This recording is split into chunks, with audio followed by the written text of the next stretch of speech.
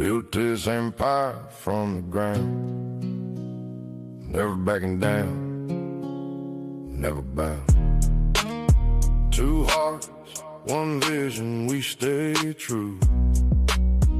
In the thick of it, in the Phipps of it. Welcome to In the Phipps of It. I'm Natasha Phipps. And I'm Rodney Phipps. Welcome to our podcast. We're here to talk about life, love, our pursuit of authentic happiness. We are married, we work together, we're parents to two amazing kids, and we hope you enjoy the show.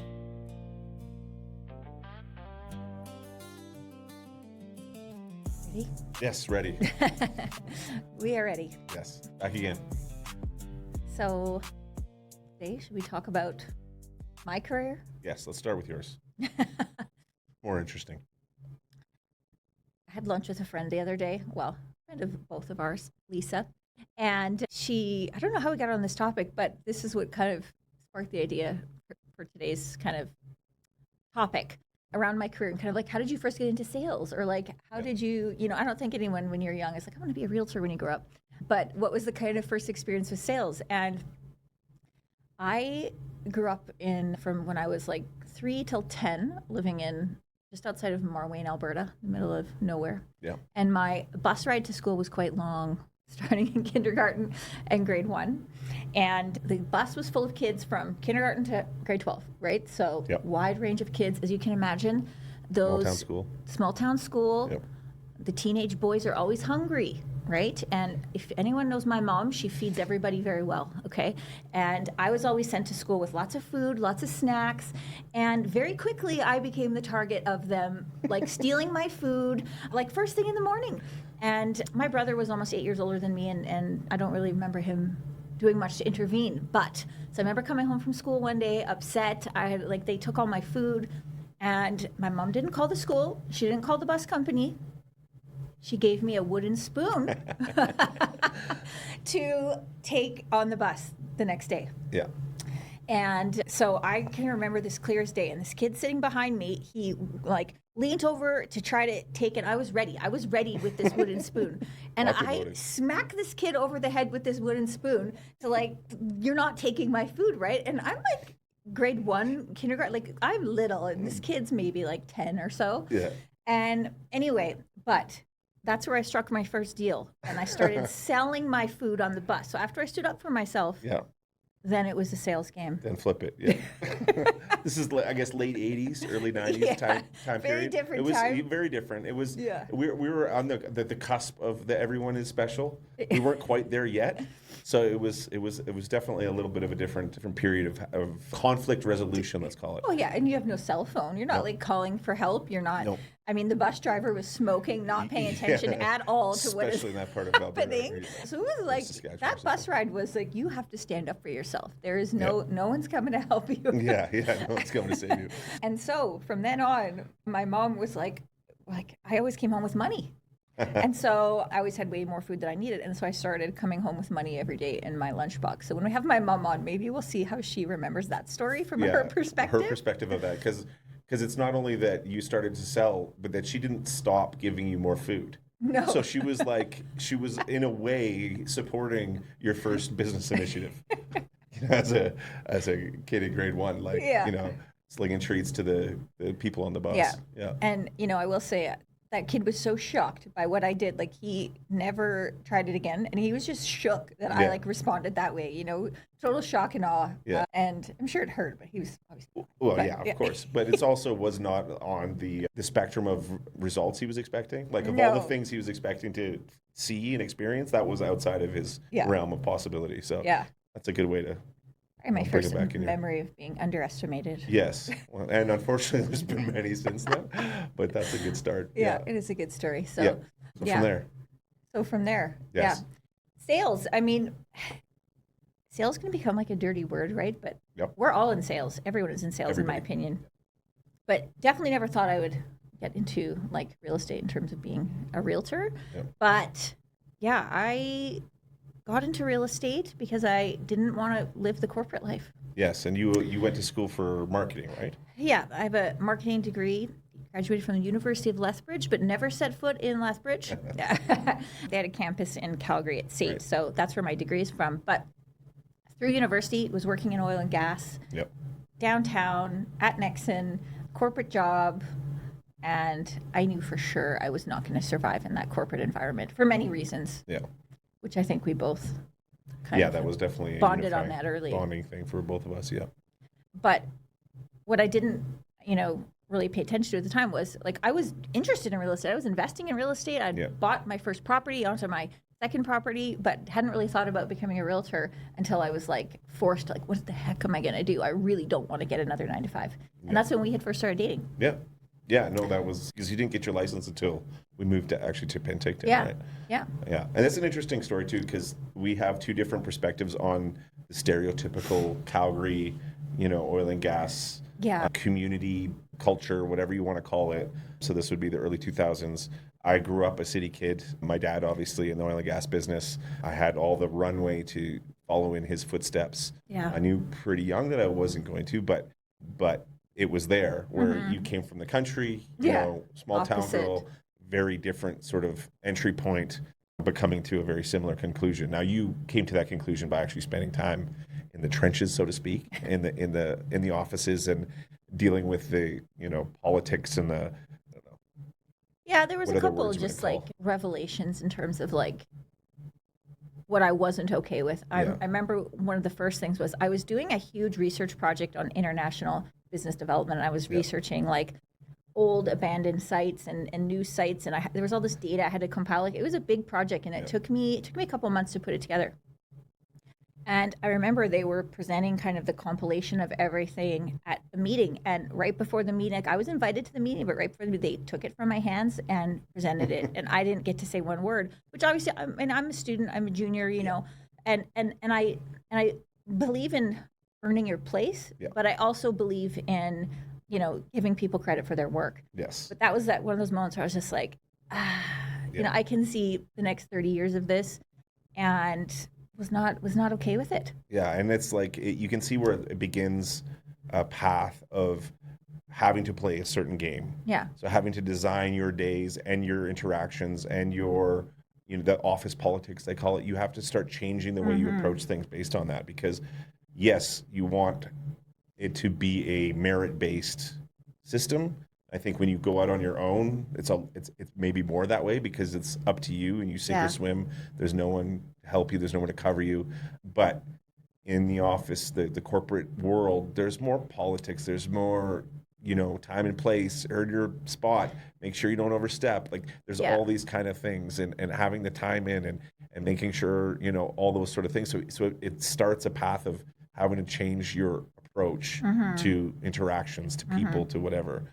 That's also part of it. I think also an interesting side note, you were working at Nexen, which was actually a company my dad had been with for years before that, which is another wild coincidence that you just happened to be with that company that my dad had worked with, and that one of your friends at the time, her dad actually went to high school with my dad. Which, I mean, that's crazy. There's all these weird kind of side threads, but that one always makes me laugh because of all the places you were working at, happens to be that company with.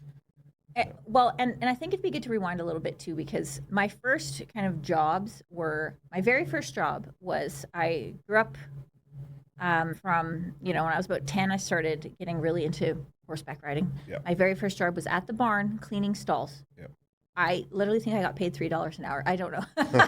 Very little. But it was my first job, on the weekends I'd have to be at the barn at like 6 a.m. cleaning stalls. I eventually started and like feeding the horses. It was like through the winter. Those were like hard days, hard mornings. But one thing that my parents did, starting at about 14, kind of my first sales job other than the bus story, was a summer job. And my dad, he's in new construction. My parents' company is a company that does roofing and siding here in Calgary, and we needed more work. And so I was going to help find new jobs for us. And he sat me down at the desk and just threw the phone book in front of me and left. And was like, we need more work, figure it out, right? And then you're like looking through the phone book, and I started phoning builders I think maybe when I was around 16 is when I actually like got a couple of these builders over the line. Right. But my dad worked with these people for like decades. There was one builder in particular. I remember I was 16 because I drove there myself, went and met the guy myself, and picked up the blueprints like physically and brought them home. And I remember walking this guy's office and he was like shocked to see me. He was just like, what are you here for? I'm like, I'm from Bow Valley Exteriors. We really want to quote this project. And there's no way this guy could say no. Like I could see him looking at me like, this can't be serious. This can't be serious. This girl's here. But we did. I took it home. We quoted the job and those relationships were made. And those relationships, I think, lasted a decent amount of time for my dad in that scenario. So it's like, that was the first sales job. Just figure it out. Here's a phone book. Well, and make mistakes. Exactly. Yeah. But conversely, if you see someone like that now, like your dad mentioned, there was someone going door to door. You see someone with that, like that tenacity to just like show up and to make the hard phone calls. Like that's a little bit like an old man shouting at clouds. It's a little bit of a lost art. Yeah. But it sharpens your steel. Like there's just no duplication for just doing the work and like, and putting yourself in the situation that you're going to hear no. Yes. You're going to be rejected and you're going to say no. Because I guarantee you, I called probably, most of the builders in town, and maybe I got 2 meetings, right? And it took me a while, and I remember being very nervous. But someone will say yes. Yeah, that's such a common one in like across all industries. But like the music business, for example, they talk about it all the time. Yeah. You're going to hear a million no's. You just got to hear one yes, right? Yeah. That's the thing that keeps you going is the one yes, not the million no's. But you got to get used to hearing the no's. Yeah. And I do hear a lot too, realtors say, I'm too young to succeed. People don't take me seriously. Yeah. And like, I understand that fear, but it is really a fear that you're putting in your own brain. Yeah. For some people, you may be too young, but for some people, you might be too this and too that and whatever. You're never going to be something to everybody. So being young, having energy, that's what I'm looking for now. I'm looking for those people that have that energy and that care and interest and desire to learn and work. And so there is no to anything. It's just, that's not going to be for everybody. Yeah, for sure. And so then when you first got your real estate license, we were living in Penticton just before we moved back here, but pretty well right away, you started focusing on the investment space and identified that that's a bit of a niche, an interest, also niche, but this is now like 2009. Yeah. So now you're seeing in the marketplace more of a carved out corner for investment focused real estate on the residential level, but then there wasn't a ton of people doing that. There wasn't a big network that at least you were a part of that, or even now. I mean, I think you talk to most realtors, a lot of them don't understand the transaction difference. Like, there is a significant difference in the client relationship and the process. Yeah, I mean, you're not trained when you get your real estate license to be investment focused, or there is no section on how to be a good investment focused realtor. Yeah. But I know I wanted to focus on that at the time. Now there's so much information everywhere. But at the time there was no obviously no YouTube channel. There was nothing. But there also wasn't a lot of groups and stuff. And I remember just even after my first couple transactions and yours too, that alone, like the things we learned after 4 or 5 transactions, what we should have been advised by our real estate team, our mortgage team, our bank, we were not advised at all.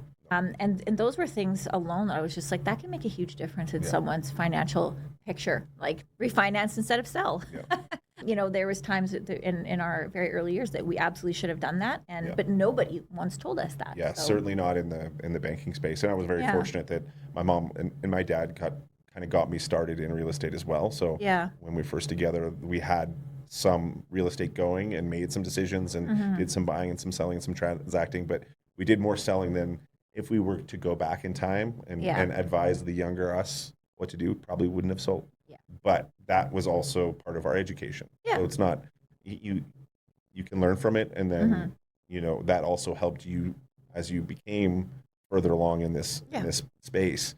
That was part of your learning curve and part of the education that you had to your own career almost before you started to learn more about that within the space. Well, and I do believe if you're going to be niched in anything, you're going to succeed a lot more if you're physically doing it yourself as well. Absolutely. And it builds a lot of rapport. It builds a lot of, conversations based on experience with clients rather than just, I heard this or this is what we should do, right? So I think in the investment space, you should want to be investing if that's what you're selling. Yeah.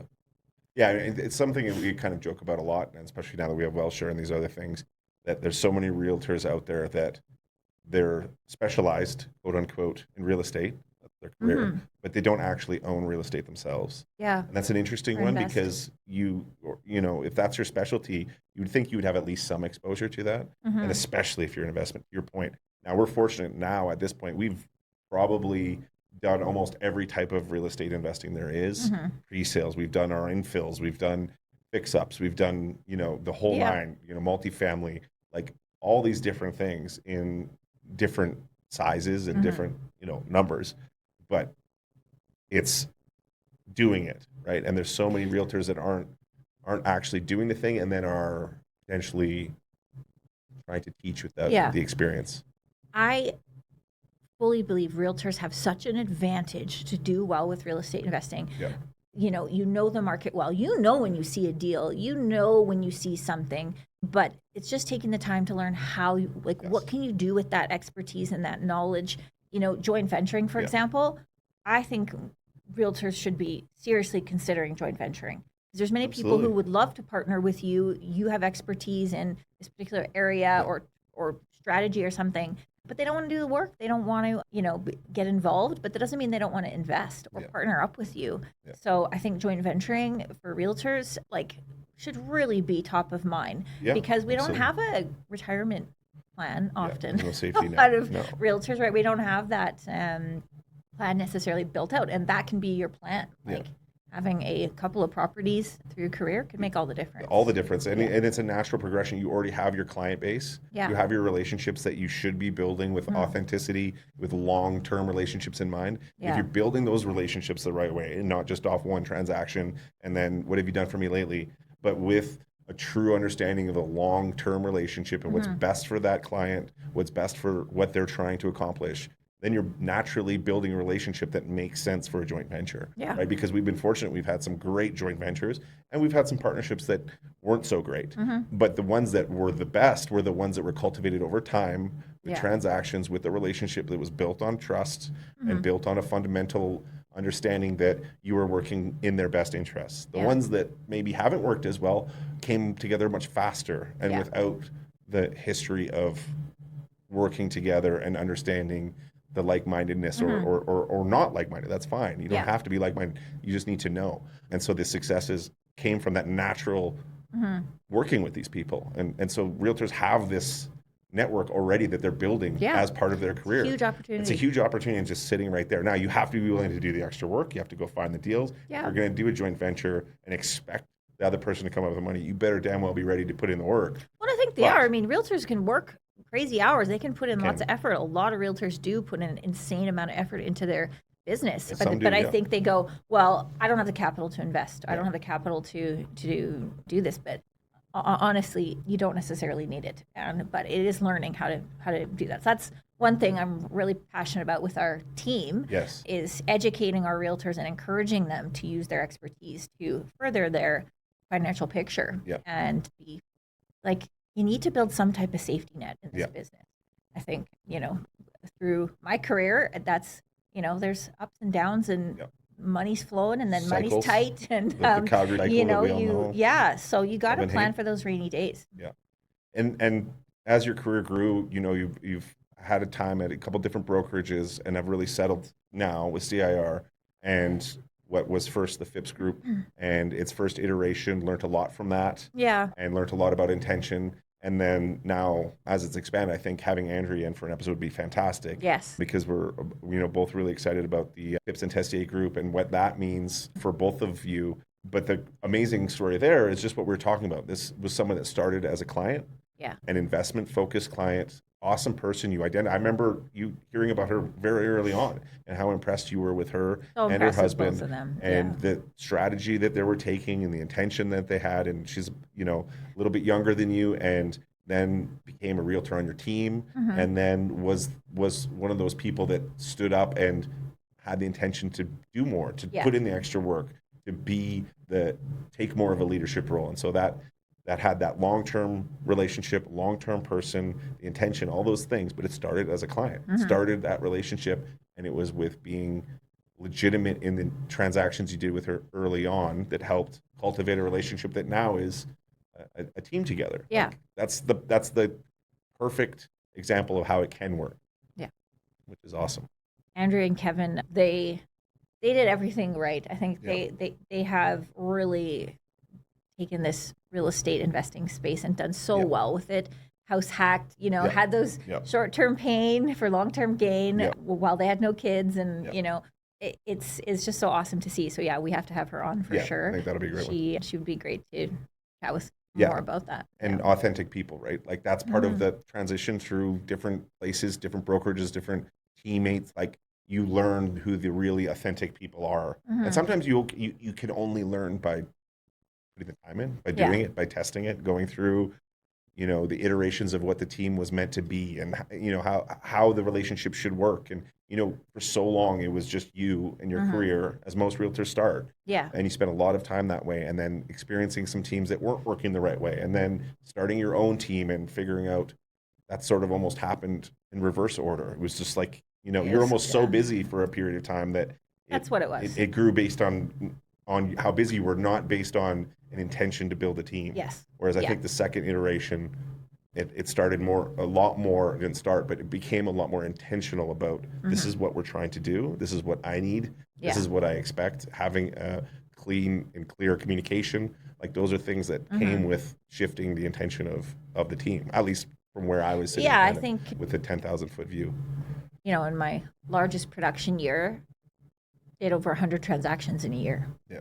And so that was just mine. So the overflow from that, the team was sort of an overflow. It wasn't intentionally put together. Like, this is who we are. This is what we're doing. And Andrea has brought so much value to dialing into who we are and what we want to be and who is our clients and who is our team as well. So we're very dialed into that now. I'm really excited about that, because before, it was just more like a urgent matter of just craziness rather than intention. So and I think we'll have a episode later just titled relationships. So I won't go into this too much right now, but I think what you learn too is that a team, I think for realtors and teams that are out there, it doesn't necessarily have to be a forever relationship, right? Yeah. Relationships sometimes can be short, and as long as they're both sides are being treated fairly and are communicating and everything, that's fine.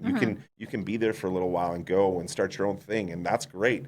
There's dynamics that fit, but relationships, it's not all or nothing necessarily to mean it was a valuable relationship for when it existed. I believe in growth. I believe in consistently growing, and you might outgrow relationships, outgrow people, but that's totally okay. It's when you get stagnant and stuck and everything needs to remain the same, or you're surrounded by people who don't want you to grow. Yes. That's been actually my largest points in my career where I've struggled a little bit. And now that I look back, I had people around me that did not want to grow themselves. They didn't want me to grow. They just kind of wanted as is status quo. And that is something I'm very aware of now. Yes. But that took some learning. And I'm going to look at the camera for this one. I'm sorry, but I got to do it. If anyone ever tells you you shouldn't have what you want, or you shouldn't go for it, or what you have is enough, and why do you want more? Fuck that person. Fuck them. It's not right. And every person's got to decide for themselves. Sorry, but that's the truth. And I firmly believe that if it was me sitting in your seat instead of you, the difference purely between us being male and female, no one was saying that to me. No. And that is fucking frustrating. Yeah. No, I've heard a lot of that. Why do you want more? Why aren't you happy with what you have? Why are you trying to build so much? Why are you trying to, do X, Y, Z? And that's not the right kind of people you want to have around you.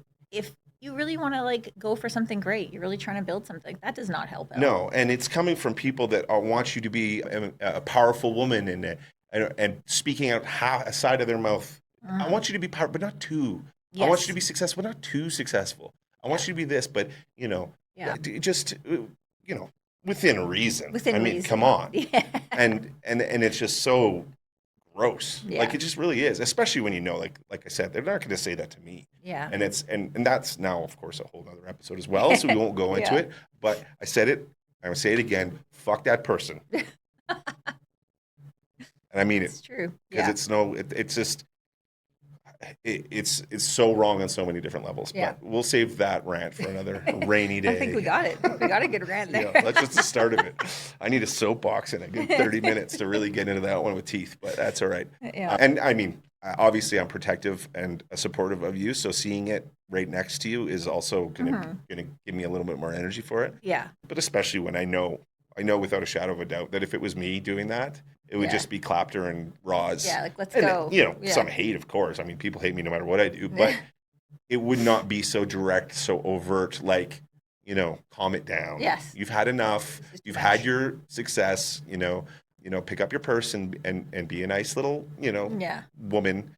And it's just, anyways, I don't want to derail what's been an amazing career, of course, but it is part of the story. It is part of the growth of your business, the growth of your team, the growth of now you are a nationally recognized name. We joke all the time, like, you've made the Phipps name more recognizable than my dad or I could ever have, right?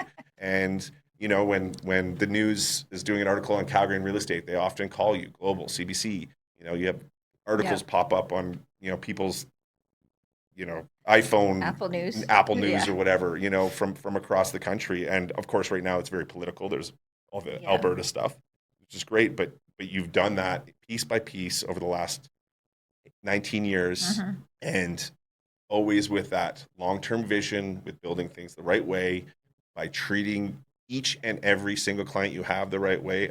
I've seen you walk away from deals countless times because you knew that it wasn't the right deal for that client. Yeah.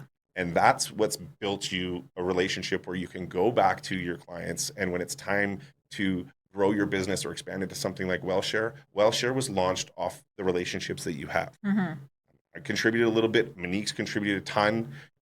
But the core investing group were people that you built relationships with that had seen the way you've worked over a long period of time, that you never took the shortcut, that you never put them in a bad deal, you never put your transaction ahead of what was best for them. Yeah. You do that over time. It's maybe not the fastest road. No. But it is the one that you build that can last your entire career. Yeah. And I think realtors, if there's one message to learn from this, it's that. It's a tough business. There's jokes about realtors for a reason. It can be very hand to hand. Like 5% of realtors are doing 95% of the transactions. I mean, that's an exaggeration, but it's not that much of one. 20/80, Yeah, 20/80. Yeah. But it can probably feel like 5. For sure. Yeah. And there's a reason, and it's hard. And you start with your personal circle, and so the first year or two you might have it great because you go to your friends and family, and then you exhaust that, and then what do you do? Right? That's a plan. Now your team has a plan for that because you've learned it and you've done it. But what it really comes down to is your clients and the relationships you've built there, and being there in the right way with the right intention, and not just a quick fix deal.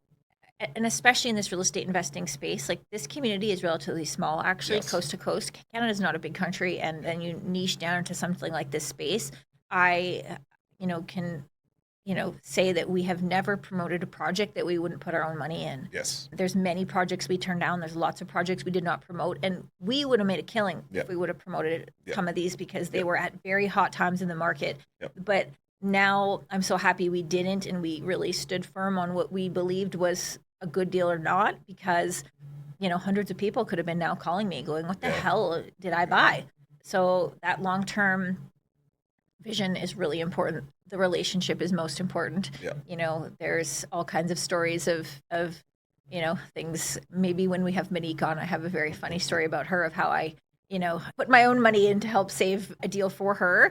And that was really important to me. Like, I want my clients to be happy, and I want them to make money, and I want them to keep buying on the next deal as well. Because if they make money on the deal one, they're going to keep investing, and that's what it's all about. Exactly. So that long-term vision has been critical. And even if you're just purely a mercenary, I hope you're not, but even if you are, do the right thing is good business. Yeah. Because that is a client that you have for the rest of your life. So even if you can't bring yourself to be an ethical, moral person, think of it purely on the business sense. That is someone that you can work with for a long time, and again and again, just by doing the right thing. It may take a little longer, but that's a road that's built, that's paved. Yeah. It's not just bushwhacked through some shrubbery and then grows over after you're gone. Yeah. Like, it's vital, and purely just on good business sense. Yeah. And so obviously I'm really proud of everything that I've seen you accomplish, and in a lot of ways I feel like you're just kind of getting started in a lot of ways. you know, with Welshire and with the team evolving and growing and other opportunities coming down, and you know, you're getting recognized again this year as a nomination for Wealth Professionals. Professional Award. And so that's 2 years in a row, and you know, that's just another sign. This is out of Toronto. This isn't. There's a couple people from the West that get invited to this thing every year, and even less women. So that's you're starting to see this recognition, and you know, as your partner and biggest fan, but probably in some ways also your biggest critic. It's awesome to see, and you don't speak about your own successes very much. You're very modest, and that's awesome. And you've just always let your work do the talking, which I think is the final piece of advice. Let your work do the talking, because results will always speak for themselves, right? Yep. And long-term vision, thinking long-term, the most important thing. Do the right thing. Do the right thing. There's no shortcut. Guess what? You can sleep better at night. That's true. It's a very underrated thing, sleeping. It's very true. Yeah. Especially if you want longevity in this space, because word does get out. Word gets around. Cool. So it takes years and years to build up a relationship, and it can take minutes to kill it. Well, you hear us say variations of that all the time. All right. Well, with that, I think that's pretty good for that episode, for this episode, and for this conversation, this piece. And I'm sure we'll go into more of these subjects as we go. But I think it's a really good communication point for other realtors, both ones that are just starting out, but also ones that have been in the industry for a while. Like, you can hit plateaus in any career. Yeah. But I think specifically in a sales-based business like being a realtor, so it's good to have. You need to be growing. You need to be. This industry is constantly changing. I mean, look at AI right now. Like, you know, a couple months ago, I was like, I'm gonna get left in the dust if I don't start learning all this stuff, right? Yeah, and so, no kidding. But that's where I thrive on that. I like the change. I like the growth. I like the movement. It motivates me. Yeah. So if you're, you know, in a business like this, like, you have to do that. Yeah. Hopefully it fuels you. Yeah, absolutely. Yeah. All right. Well, with that, thanks a lot. Thanks for tuning in. See you next time. Cheers. Built this empire from the ground, never backing down, never bound. 2 hearts, 1 vision, we stay true. In the thick of it, in the Phipps of it.